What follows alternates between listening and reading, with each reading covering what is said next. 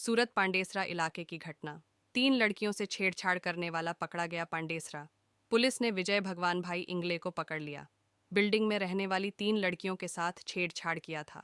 Police ने मामला दर्ज कर आरोपी को गिरफ्तार कर लिया और आगे की जांच शुरू कर दी। Report Deepak Roy, U Bharat.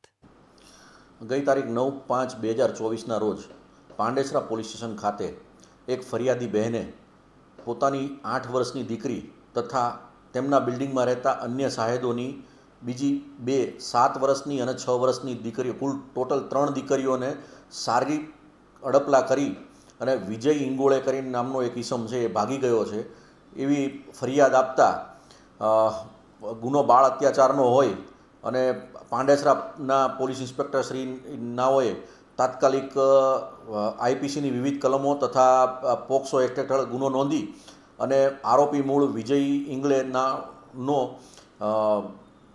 મહારાષ્ટ્રના